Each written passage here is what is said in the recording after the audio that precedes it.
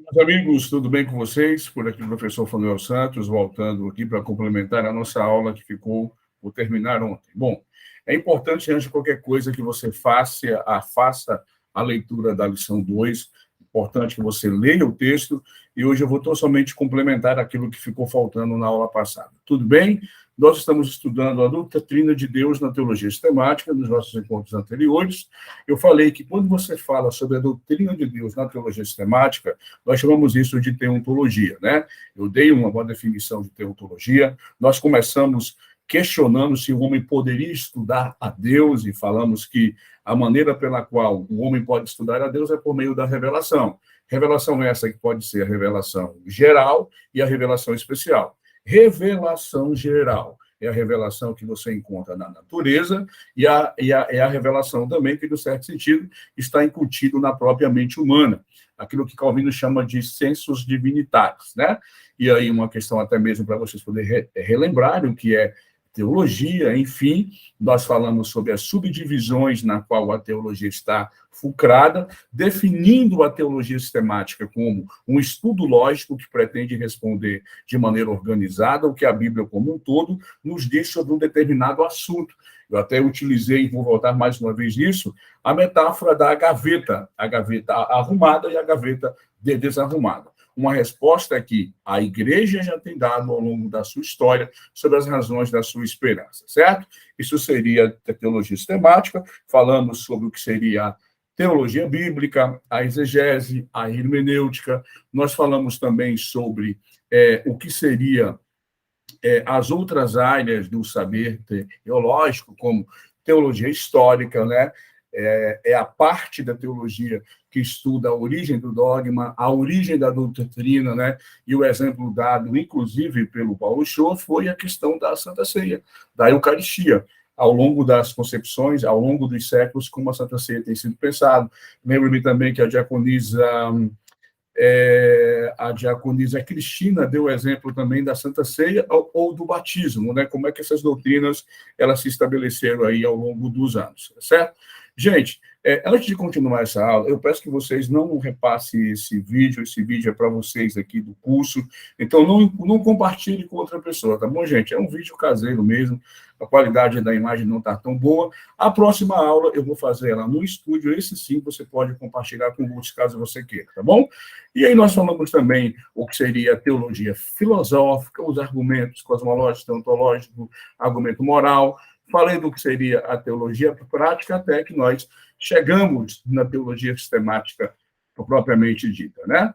Mais uma vez aí, a metáfora das gavetas. Aqui você pode perceber que eu tenho uma gaveta desarrumada e do outro lado eu tenho uma gaveta arrumada, para você ver, né? A gavetazinha que está arrumada, essa gavetazinha aqui que está arrumada, como vocês podem ver com o meu laserzinho, seria a teologia sistemática. Enquanto essa que está desorganizada, a esmo, seria, digamos, que a parte que não está sistematizada. Beleza? Vamos nessa, então? Ok. Né?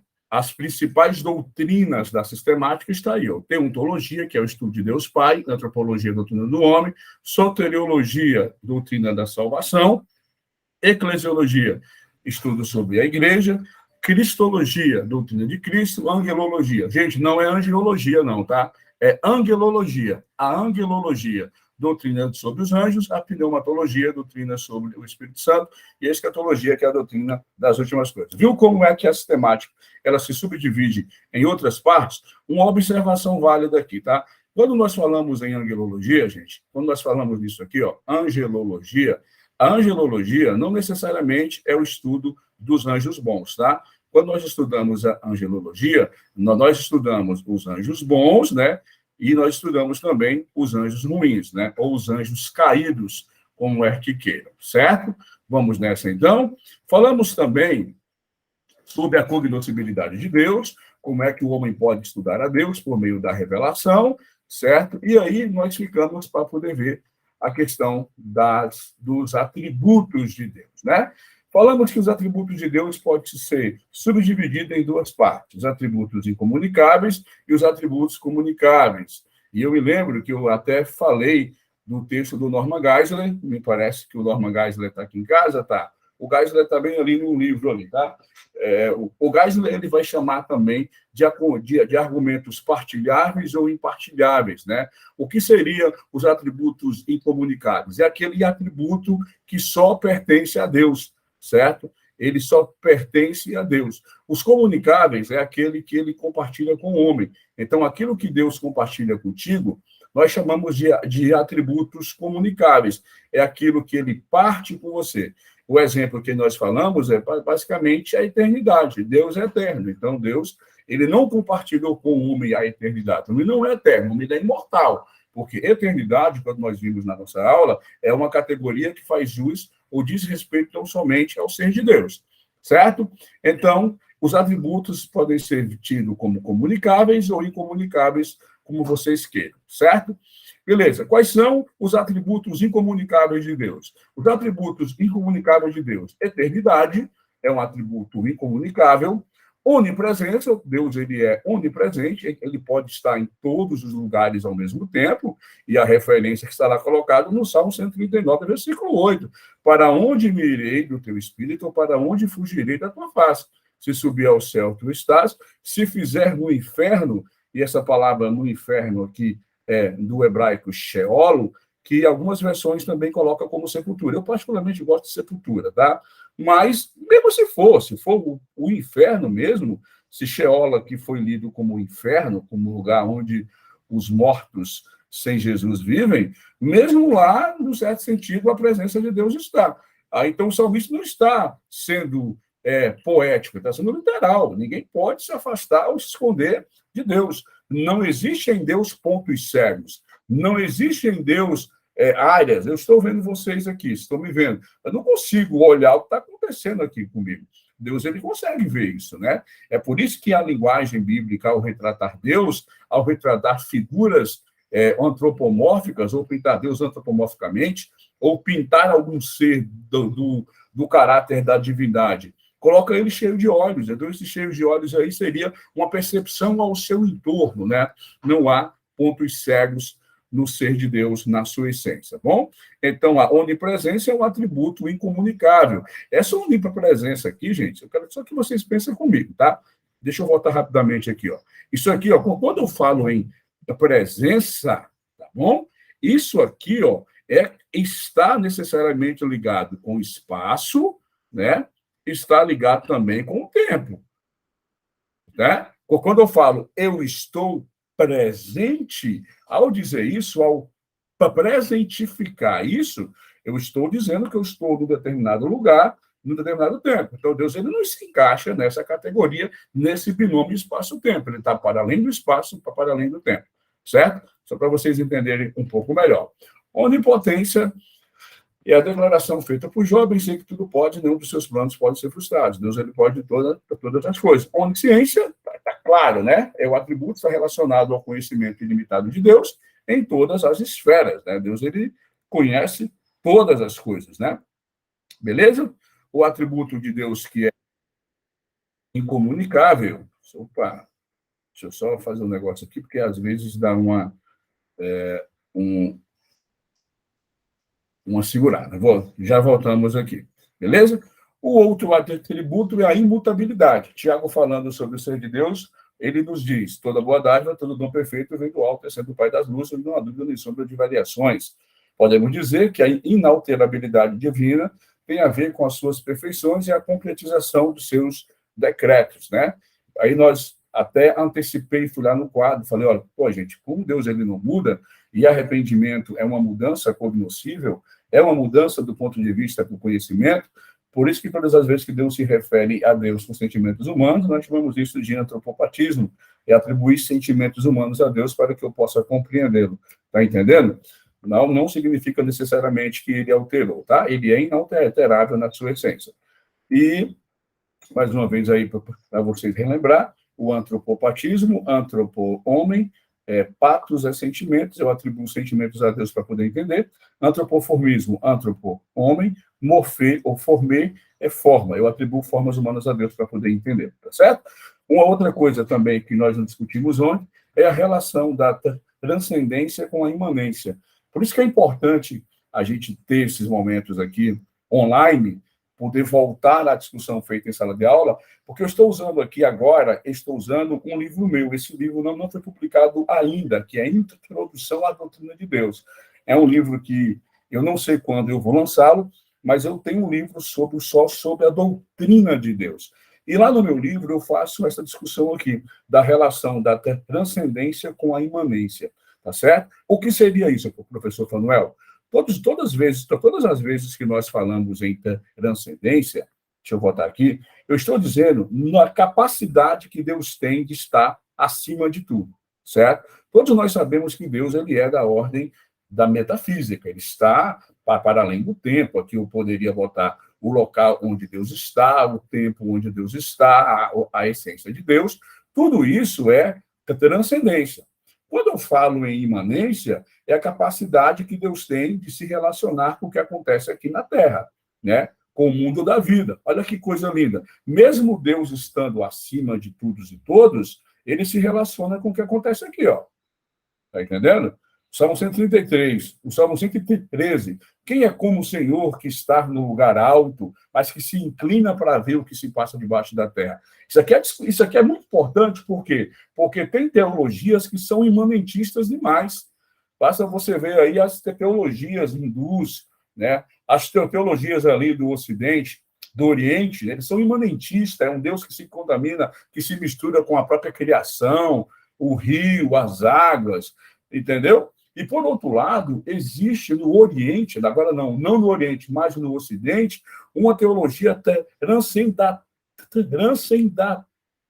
transcendentalista demais, principalmente quando você pega os textos de René Descartes e outros aí, eles vão dizer que Deus está tão acima,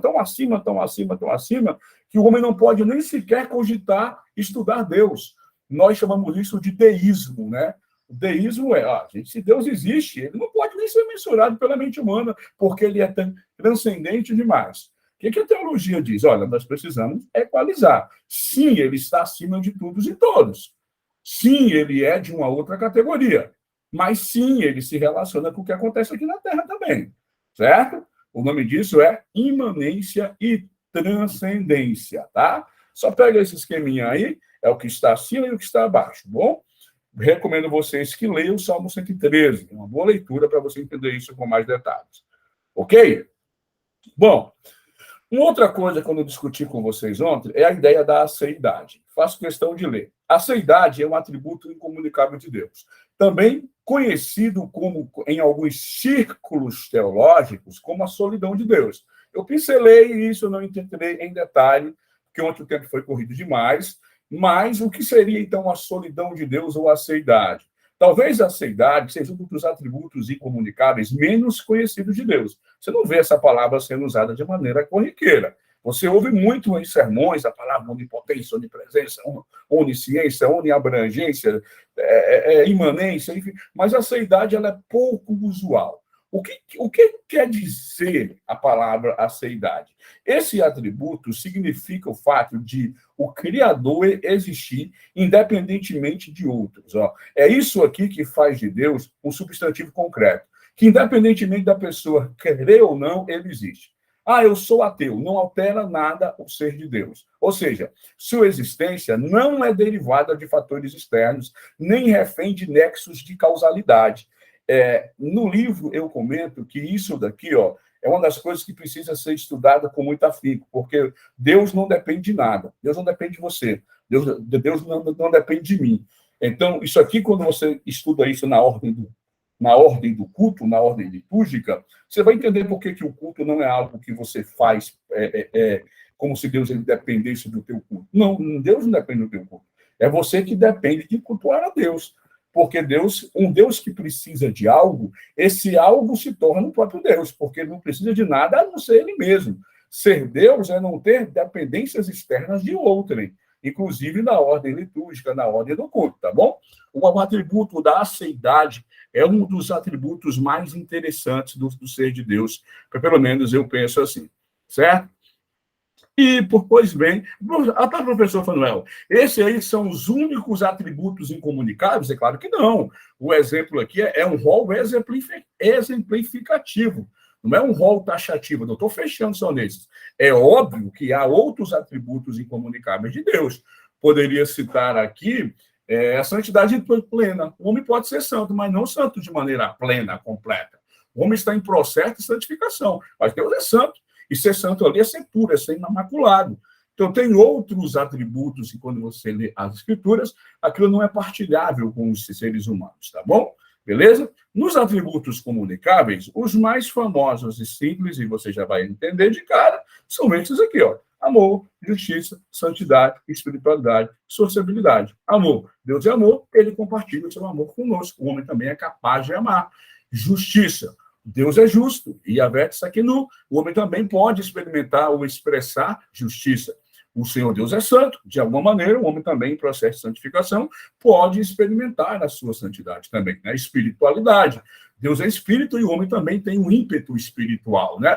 Haja vista que essa espiritualidade aqui é um dos atributos de Deus em nós e uma das marcas da sua imagem e semelhança em nós. Sociabilidade. Nós falamos na aula passada que o ser de Deus, Pai, Filho e Espírito Santo, esse é o ser de Deus, é a comunidade perfeita. Eles vivem em harmonia. Assim como a Trindade Santa está em harmonia, o homem também pode viver em harmonia. O homem é um ser social, ele é um ser biopsicossocial, né? Ou biopsico espírito social, ele é biológico, ele é psicológico, mas ele é sociável também, ele vive em sociedade e também tem uma inclinação ao espiritual. Certo? Esses aí são os atributos comunicáveis de Deus, tá bom? E eu finalizo falando com vocês sobre os nomes de Deus nas Escrituras.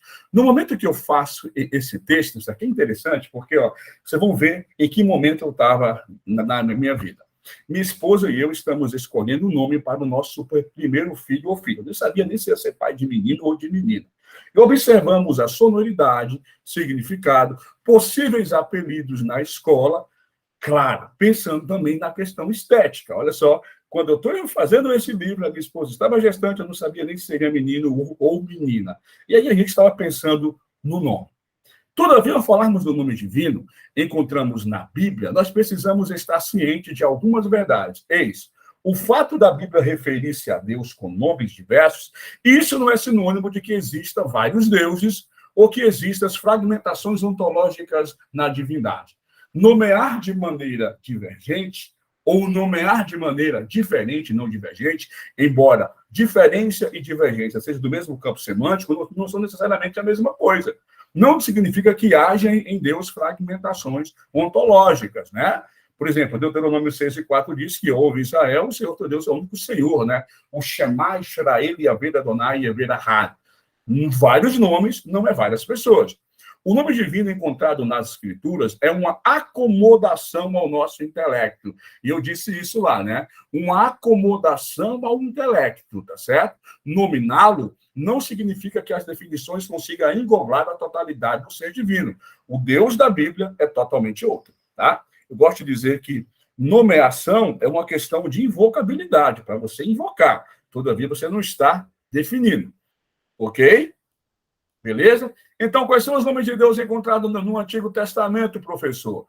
Adonai, Elohim, ou Elion, certo? Shaddai, ou El Shaddai, vai aparecer por diversas vezes na Bíblia, tanto o Shaddai como o El Shaddai, que vem da palavra hebraica Shaddad, que sugerimos que Deus é altíssimo e todo-poderoso, ou Adonai, esse é o primeiro nome pelo qual Israel se referiu a Deus, e por ele Deus é chamado diversas vezes nas Escrituras, né? O Elohim ou Elion. Sua origem provavelmente vem do termo Ur, que significa Senhor, e também tem uma ideia de primazia, né? Forte, todo-poderoso e por aí vai.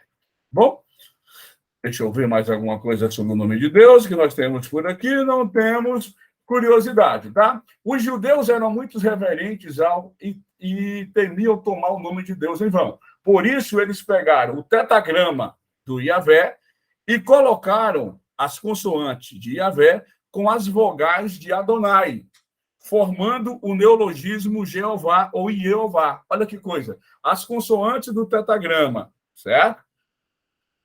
As consoantes do tetagrama, mas a vogal de Adonai, juntas, formaram a palavra Jeová, tá bom? Você que não sabia o que é a palavra Jeová, agora você está sabendo. Novo Testamento, professor Fanuel. Professor Fanuel, que símbolo é esse? Esse aqui é o Vix Signas Vinces. Com esse sinal, tu vais vencer.